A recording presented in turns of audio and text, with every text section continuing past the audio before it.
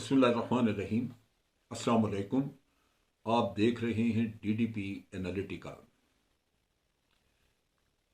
अफसोस और सद अफसोस कि पाकिस्तान की सियासत अब मुकम्मल तौर पे गंदी वीडियोस, रिकॉर्डेड खुफिया तौर पे रिकॉर्ड की हुई ऑडियोज और ब्लैकमेलिंग के इंतहाई बुरे हथकंडों के साथ चलाई जा रही है। यह सियासत किसी भी महज़्ज़ब मुल्क की सियासत नहीं है। इस पे जितना भी रोना रोया जाए कम है। सियासतदान क्या समझते हैं कि उनको उनका ये वतीरा, ये तौर तरीका उनका दुरुस्त है? अगर सियासतदान ठीक हों तो सवाल ही पैदा नहीं होता कि आर्मी की तरफ से कोई किसी भी किस्म का कोई दखल अंदाजी हो या किसी भी किस्म की कोई ऐसी प्रॉब्लम आए।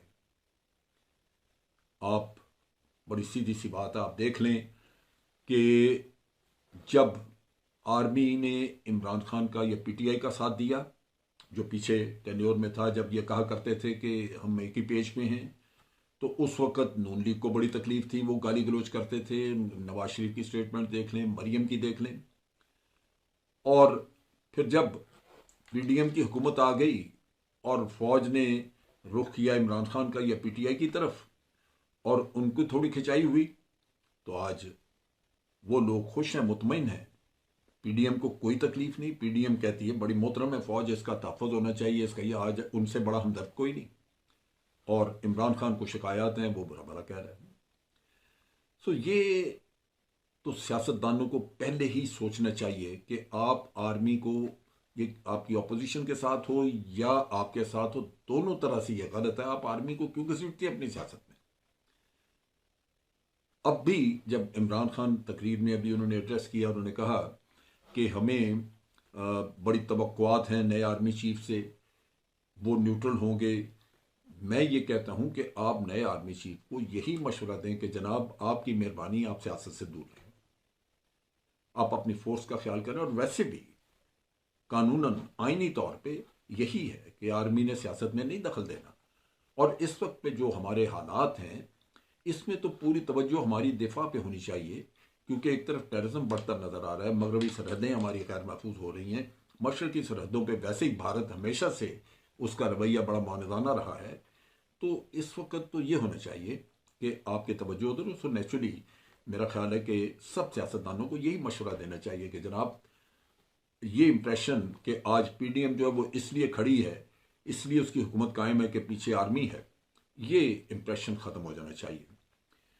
अब बात है वीडियो ऑडियो की। ऑडियो लीक आई ऑडियो लीक हुई, एक ऑडियो चलाई गई जिसमें इमरान खान की बेगम जो है बुशरा बीबी, वो अहकामात जारी कर रही हैं और कह रही हैं कि फलां ने जो तोशा खाना से जो गिफ्ट आए थे उसकी तस्वीर क्यों ली गई, क्यों, किसने कहा था, क्यों वो उसकी तहकीक कर रही हैं, नाराज़ हैं। और इनाम नाम का कोई बंदा है, उसको कहते हैं कि दोबारा घर में नहीं घुसना। पहली बात तो मुझे हमेशा से इस बात पे एतराज़ रहा है कि सरकारी महकमों से डील करना, सरकारी मामलात को चलाना, सियासत हो या आपके गवर्नमेंट के ऑफिस हों, खवातीन का, घर की खवातीन का कोई काम नहीं है। ये उस मर्द की ज़ाती कमज़ोरी है कि वो अपने घर में अपनी बीवी को या किसी को इस किस्म की अथॉरिटी देता है कि वो महकमों में या लोगों को खुद टेलीफोन करना शुरू करें, अहकामात देना शुरू करें कि इसको बेच दो, इसको ये कर दो, इसको वो करो। क्या काम है आपका? यहां आके आके बुराई पैदा होती है, क्योंकि खवातीन फिर बहुत बहुत दफा होता है कि वो खुद ब खुद एक्शन करना शुरू कर देती हैं और उनके हस्बैंड्स को तो पता होता है कि जायज नाजायज क्या है, लेकिन खवातीन को नहीं पता। वो ये कार्रवाई करके अपने खामद को, अपने घर के सारे माहौल को खराब करती हैं, खामद को एम्बेरस कर देती हैं, उसको एक ऐसी सिचुएशन से दो चार करती है जहां उसको जवाबदेही करनी पड़ी है, जैसे अभी इमरान खान को करनी पड़ रही है। वो लगता यही है कि तोशा खाना का सारा खेल जो है ये उसकी बेगम ने पीछे से हैंडल किया। क्यों किया? क्या काम था? क्यों ऐसी अथॉरिटी दी गई? क्योंकि उसकी तो सरकारी हैसियत नहीं है बेगम की। ये वो चीज़ है जो कि आके आज आपके एक अच्छा लीडर है, अच्छा खासा लीडर है, पब्लिक में बड़ा पॉपुलर है, लेकिन लगातार इस चीज़ की वजह से ख्वार हो रहा है, क्योंकि और इस हुकूमत को करप्शन का केस कोई मिला नहीं, लेकिन खान साहब की बेगम ने उनके लिए एक मसला पैदा कर दिया जो आज जिसका ढोल पीटा जा रहा है। सो ये तो सूरत हाल है कि फोटोग्राफ्स की कोई बात थी। लगता ये है कि तोशा खाना के तहाइफ वगैरह का सारा किस्सा जो है वो खान साहब की बेगम हैंडल कर रही थी। उनको बेचना है, उनको रखना है, उनको कुछ करना है, वो सारा उनके हाथ में था। जैसा कि एक इम्प्रेशन भी है कि वो पायस लेडी थी, उनको मुर्शद कहा जा रहा है, ये कहा जा रहा है, तो वैसे भी उनको तोहफा तहाइफ से तो उनको रगबत होनी नहीं चाहिए थी। लेकिन अगर ये रगबत ऐसी नज़र आती है तो फिर ये तो बड़ी दुनियादारी वाली बात है। और इस रगबत के साथ अगर आप ये हैंडलिंग भी करें जिसमें कि कवानीन वगैरह का भी उसमें अमल दखल है, तो कोई ना कोई कानून, कोई चीज़ ऐसी वायलेट हो जाती है तो जिम्मेदार कौन होगा? वो तो भुगतेगा वही आपका जो हस्बैंड है, इमरान खान। सो ये मैं समझता हूँ कि ये इंतहाई परेशान कुन चीज़ है जहाँ पे हम सरकारी मामलात और महकमों को हैंडल करने में, उनके साथ राब्ता, उनको अहकामात देने में ख़वातीन को हम ये इख्तियार दे देते हैं जिनका इससे कोई ताल्लुक वास्ता नहीं है, रियासती कामों से उनका कोई वास्ता नहीं है। फिर आप भुगत रहे हैं तो बिल्कुल आपको भुगतना चाहिए इस वजह से कि आपने ये गलती की।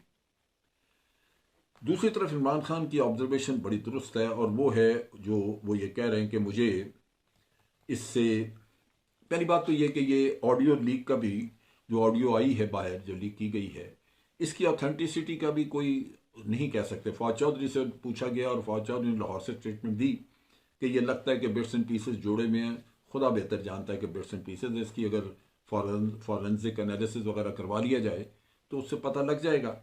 लेकिन मैं तो इस चीज़ के, इस खेल के खिलाफ हूँ और मुझे वो उस दिन से डर आता है जिस दिन जो मरियम ने कहा था कि हमारे पास कोई गंदी वीडियोस पड़ी हैं लोगों की, जिस दिन मियाँ साहब ने वो रिलीज की, वो किसी और का मुंह काला होगा। लेकिन ये ब्लैकमेलिंग के तरीके हैं। बहुत दफ़ा मैंने पब्लिक में एक इम्प्रेशन है, पब्लिक में लोग ये कहते हैं कि फ़लाँ जजेस, जो जजेस के जो फैसले हैं उनमें चूँकि हमें नज़र आता है उनकी उनका झुकाव एक तरफ नज़र आता है, तो वो गालबन इसी वजह से है कि उनकी वीडियोज़ इनके पास। यानी आपने वीडियोज़ का नाम लेके वो ब्लैकमेल करने शुरू किए। लोग कई जिनके मिजाज कुछ ऐसे हैं, कई डर के बैठे होंगे कि मेरी ना हो, लिहाजा मैं कोई खुल के बात ना करूं या मैं कोई ऐसा फैसला ना करूं। तो ये इंतहाई इंसानियत की तजलील है ये। और जब एक खातून होके उसने तस्लीम किया कि हमारे पास है, आप इमेजिन करें। सो ये इंतहाई तकलीफदेह चीज़ है कि हमने अपनी सियासत को इतना प्रगंदा कर दिया है। इसमें इतनी करप्शन तो थी, लूटमार तो थी इस मुल्क के अंदर, अब इखलाकियात का भी जनाजा हमने इसमें निकाल दिया। अल्लाह ताला रहम करे इन पे। अब इमरान खान ने जो इस पे बात की, उन्होंने कहा जी कि तोशा खाना का किस्सा जो है ये अगर चले जाए अदालत में तो मैं समझता हूं कि ये तहकीकात के बाद फौरी तौर पे ख़त्म हो जाएगा। लेकिन अदालत ने तो उनको जनवरी में पेशी के लिए बुलाया है। मेरा अपना ख्याल है कि वही जो मैंने पहले भी एक वीडियो में कहा था कि ये खुशफहमी दुरुस्त नहीं है। इसमें लाजमन इमरान खान के ऊपर तलवार लटकाई हुई है और ये किसी न किसी तरह इस पे इमरान खान को नाहल करवाएंगे। ये नाहल करवाने का जो किस्सा है वो तभी रुकता है जब आप दूसरों को भी नाहल करवाएं। क्या अकेला इमरान खान था जिसने के तोशा खाना से ये खरीदे तोहफे ताइफ? जरदारी साहब ने एक गाड़ी और पता नहीं क्या क्या बेचा दिया नवाज शरीफ को, जबकि वो प्राइम मिनिस्टर भी नहीं था, वो उसका राइट ही नहीं था, वो इंटाइटल्ड नहीं था इस काम के लिए। क्या उन पे केस नहीं बनते? लेकिन ये है कि पीटीआई इन चीज़ों को परसू नहीं करती, पीटीआई विगोरसली इन चीज़ों को परसू नहीं करती, जिसकी वजह से इनको प्रॉब्लम्स होती हैं। अब इमरान खान फिर बार बार कह रहे हैं कि जी ये चीफ इलेक्शन कमिश्नर जो है ये मेरे पीछे लगा हुआ है और लिहाजा इसकी पूरी कोशिश है कि किसी तरह डिस्क्वालीफाई किया जाए। बिल्कुल है। मैं तो ये कहता हूं कि आपका एतराज़ बिल्कुल जायज़ है। सिर्फ चीफ इलेक्शन कमिश्नर जो है उनमें थोड़ा एहसास होना चाहिए कि मुल्क की अगर सबसे बड़ी पॉलिटिकल पार्टी उन पर एतमाद नहीं करती तो लानत भेजें इस जॉब को, क्योंकि ये जॉब बिल आखिर इलेक्शंस के बाद उनके लिए शर्मिंदगी का बायस होगा, बदनामी का बायस होगा। और एक आदमी जो अपने आप को बाइज्जत समझता है या उसका एक रुतबा है, एक उसकी पोजीशन है, अगर वो सारी उम्र के लिए एक दाग लेके अपने साथ चला जाए तो मैं तो ये समझता हूं कि ना उसकी औलाद मुंह दिखाने के काबिल रहती है, ना वो खुद रहता है। लेकिन क्या करें, इंसानी लालचें रास्ते में आती हैं जो ये करती हैं, जो आपसे ये काम करवाती। इसी तरह इमरान खान ने ये कहा कि हमने ये इसके बारे में, फंडिंग के बारे में, जो फॉरेन फंडिंग का केस है उसका भी उसने अपनी तकरीर में जिक्र किया कि बारहा हम कह चुके हैं कि बाकी जो पार्टियां, पॉलिटिकल पार्टीज हैं, उनके केसेस खोलने अदालतों में जा चुके हैं लेकिन मामला नहीं चल रहा। क्या ये लेसन नहीं है जिससे उनको अंदाज़ा हो जाना चाहिए कि अदालतों से इस वक्त फैसले उनको नहीं मिलेंगे? इंसाफ तो दूर की बात है, फैसले नहीं मिलेंगे, वो केसेस चलेंगे नहीं। सो ये एक सबक है जिसको सीख के इनको स्ट्रेटजी अपनी रिवाइज करनी चाहिए, सोचना चाहिए। और अग्रेसिव स्ट्रेटजी में यही है कि दूसरों के मुकदमात जो हैं, जब तक वो नहीं खुलते आप अपने मुकदमात की बात ना करें। आप उनको कहें कि जी हम इसकी पैरवी नहीं करेंगे, आपने जो करना करें। सीधी सी बात है कि इसी तरह के अगर मैंने कोई लिया है, तोहफा लिया है तोशाखाना से, तो बाकी उन्होंने लिए, उनके भी केसेस लाएं। और अगर मैंने, हमारी पार्टी ने, पॉलिटिकल पार्टी ने कोई प्रोहिबिटेड फंडिंग वगैरह ली है तो बाकी पार्टियों का भी चेक करें। सो ये एक होना चाहिए और एनकम्पसिंग, यानी जिसमें तमाम सेटअप का। इसमें क्या, अगर इमरान खान की पार्टी को हम बाहर निकाल दें तो बाकियों को हम छोड़ दें, तो इसका मतलब है कि बाकी जो लूटमार कर रहे हैं वो सारी जायज़ थी, या उन्होंने अगर की है इस तरह की कोई प्रोहिबिटेड फंडिंग तो वो दुरुस्त है। क्या वो मुल्क के लिए तकलीफ दे नहीं है, या वो मुल्क के लिए गलत नहीं है? सो मैं समझता हूं कि इस तरह के काम जो हैं उनको परसू करना चाहिए। पीटीआई को अपने एक स्ट्रेटजी रख के सामने आगे चलना चाहिए। अगर आप ये नहीं करेंगे तो आपको तो वो कॉर्नर करने के लिए सारे तैयार बैठे, इससे मामला बिगड़ेगा। और मैं तवक्को करता हूं कि आइंदा के लिए यही जो चीज़ें हैं इनसे अपने लिए सबक सीखे जाएंगे, लेसन निकाले जाएंगे।